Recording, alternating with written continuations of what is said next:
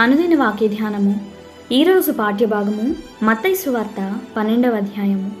ఆ కాలమందు యేసు విశ్రాంతి దినమున పంట చేలలో పడి వెళ్ళుచుండగా ఆయన శిష్యులు ఆకలిగొని వెన్నులు త్రుంచి తినసాగిరి.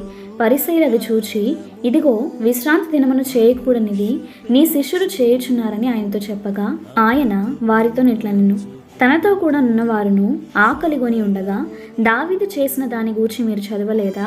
అతడు దేవుని మందిరంలో ప్రవేశించి యాజకులే తప్ప తానైనను తనతో కూడా ఉన్నవారైనను తినకూడని సముఖపు రొట్టెలు తినెను.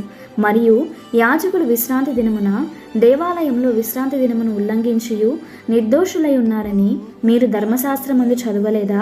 దేవాలయము కంటే గొప్పవాడు ఇక్కడనున్నాడని మీతో చెప్పుచున్నాను.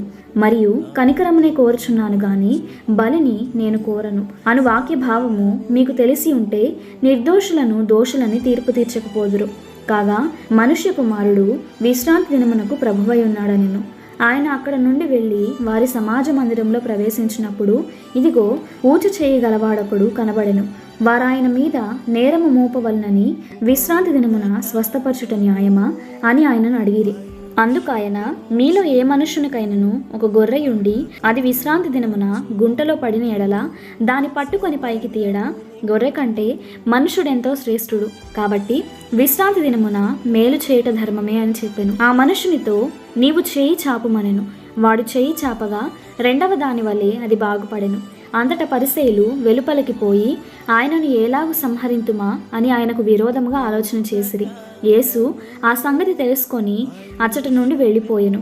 బహుజనులు ఆయనను వెంబడింపగా ఆయన వారినందరినీ స్వస్థపరిచి తను ప్రసిద్ధి చేయవద్దని వారికి ఆజ్ఞాపించెను.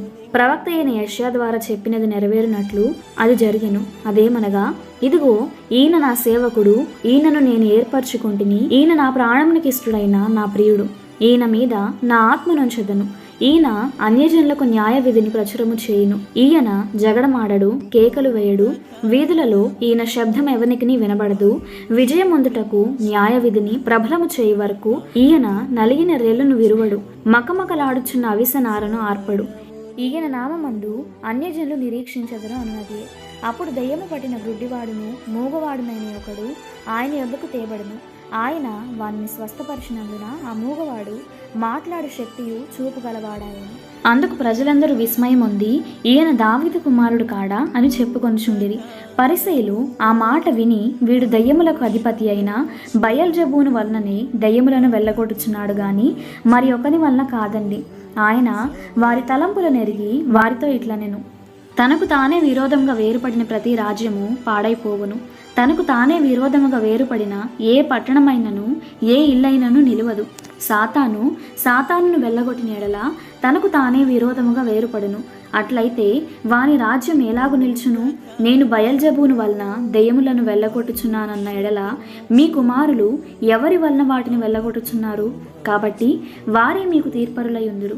దేవుని ఆత్మ వలన నేను దెయ్యములను వెళ్ళగొట్టుచున్న ఎడల నిశ్చయముగా దేవుని రాజ్యము మీ వద్దకు వచ్చి ఉన్నది.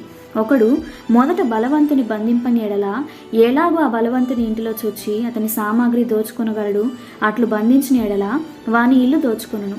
నా పక్షమున నుండని వాడు నాకు విరోధి, నాతో కలిసి సమకూర్చని వాడు చెదరగొట్టువాడు. కాబట్టి నేను మీతో చెప్పున్నదేమనగా, మనుషులు చేయు ప్రతి పాపమును దూషణయు వారికి క్షమింపబడును గాని ఆత్మ విషయమైన దూషణకు పాప క్షమాపణ లేదు. మనుష్య కుమారునికి విరోధముగా మాట్లాడువానికి పాప క్షమాపణ కలదు గాని పరిశుద్ధాత్మకు విరోధముగా మాట్లాడువానికి ఈ యుగమందైనను రాబో యుగమందైనను పాప క్షమాపణ లేదు.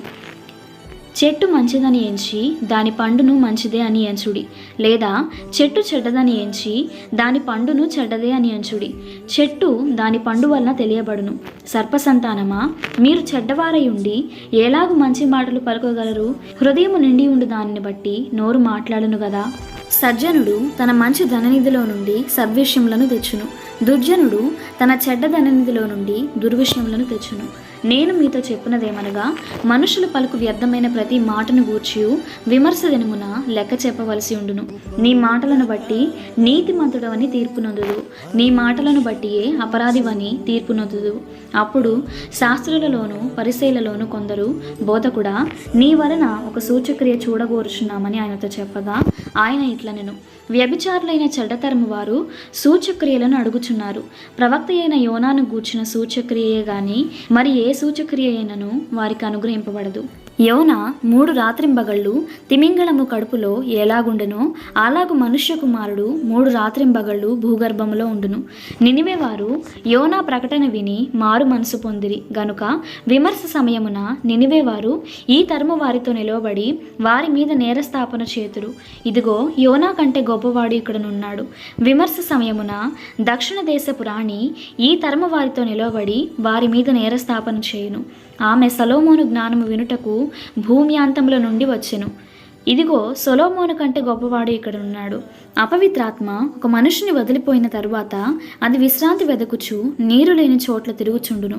విశ్రాంతి దొరకనందున నేను వదిలి వచ్చిన నా ఇంటికి తిరిగి వెళ్ళుదుననుకొని వచ్చి ఆ ఇంట ఎవరునూ లేక అది ఊడ్చి అమర్చబడి ఉండుట చూచి వెళ్ళి తనకంటే చెడ్డవైన మరి 7 దెయ్యములను వెంట పెట్టుకొని వచ్చును.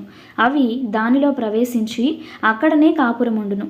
అందుచేత ఆ మనుషుని కడపటి స్థితి మొదటి స్థితి కంటే చెడ్డదగును. అలాగే ఈ దుష్టతరము వారికి సంభవించుననెను.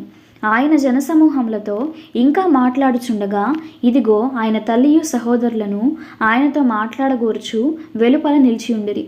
అప్పుడొకడు, ఇదిగో, నీ తల్లియు నీ సహోదరులను నీతో మాట్లాడవలనని వెలుపల నిలిచి ఉన్నారని ఆయనతో చెప్పెను.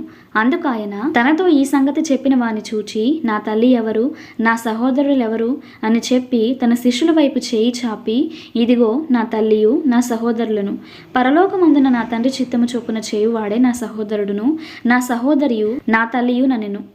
ఇంతటితో ఈ దిన పాఠ్యభాగము సమాప్తము.